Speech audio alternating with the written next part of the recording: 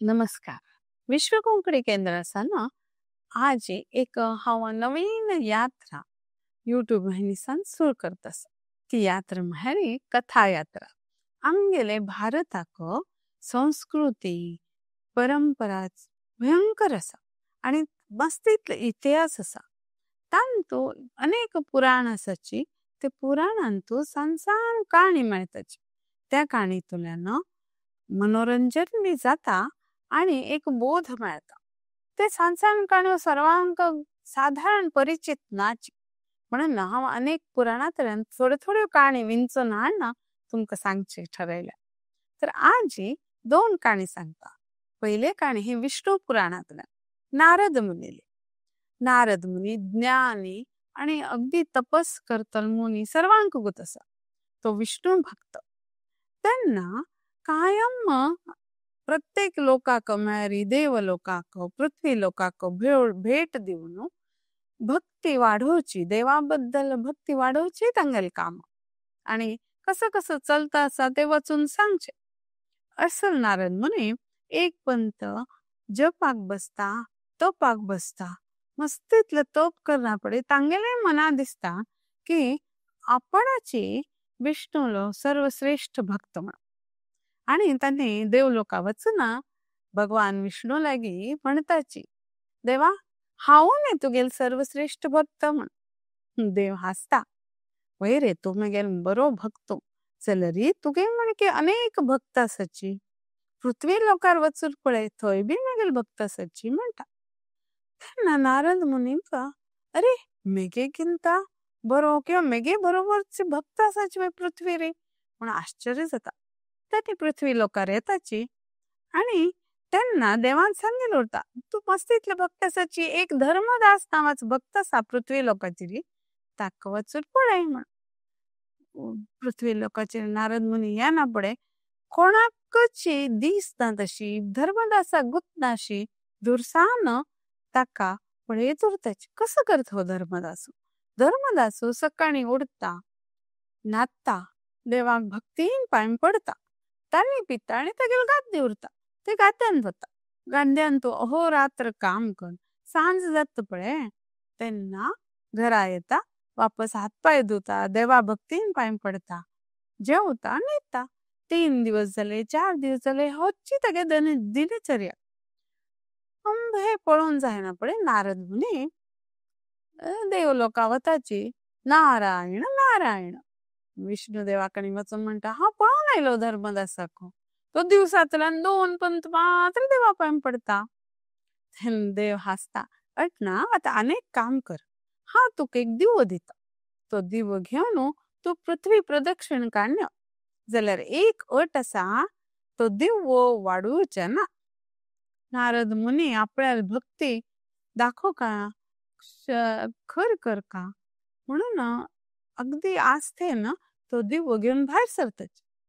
वार येता, वोत येता, पावस येता, तो दिवो वाडोवन अशी दवरचे अथक प्रयत्न कर न्हू. कसले केल्यार दिवो वाडोवचे जायना अशी कर.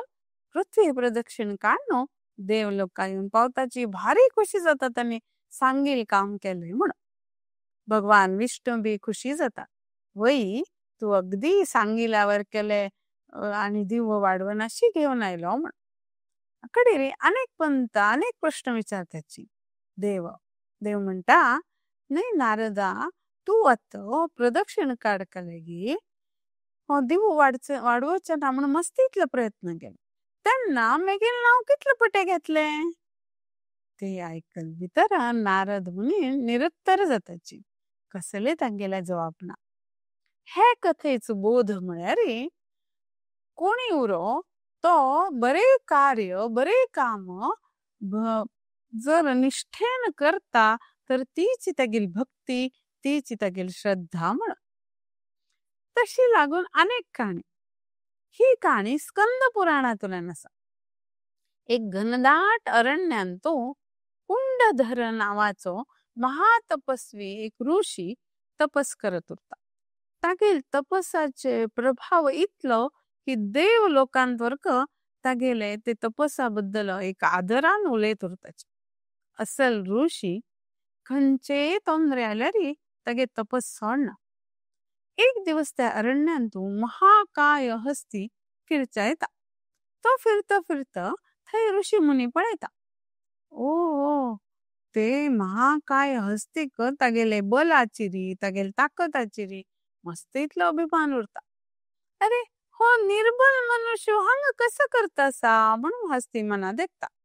खऱ्या तागेल गम्मत म्हणून हस्ती ते ऋषी मुनी लागी वता. तांणी दोळे धांपून ध्यानस्थ बसलेची.